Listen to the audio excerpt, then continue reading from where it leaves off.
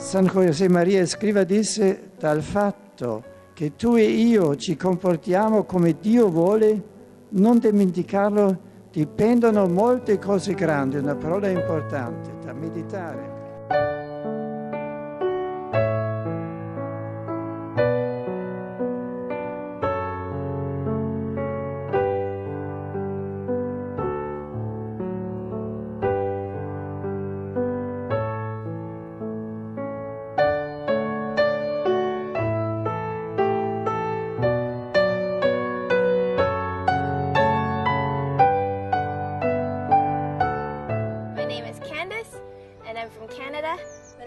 I didn't really take my faith very strongly because my dad was an atheist and my mom brought us to church, but I didn't really take it very seriously.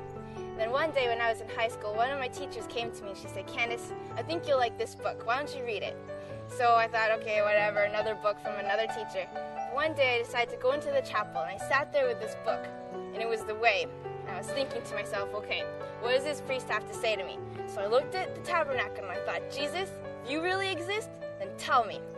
Then I opened the book and I read that point and it hit me right in the heart. So I thought, okay, well, that sounds like God, but maybe I gotta try it out another day. So I went back the next day and again I opened the book and I read the point and it hit me right in the heart. And I went back every day like that, and after a while St. Josemaría just became my buddy. And he helps me out all the time. Whenever I need some good advice, I go to that book and I take a look at one of the points and he always comes through.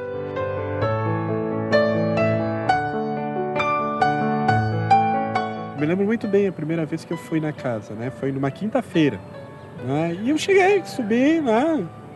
Toquei a campainha, fui bem atendido, né? Nada, não vi nada demais, né? E aí a pessoa que me atendeu, a primeira coisa que ela, né? Começamos a conversar, né? E logo quando eu fui embora, né? Me despedi, a primeira coisa que ela me deu foi um livrinho Camino, né? De São Josemaría Escrivá.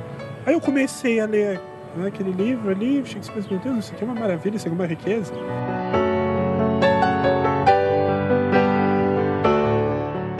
The Way has also made a profound influence in my life. I read it when I was in high school.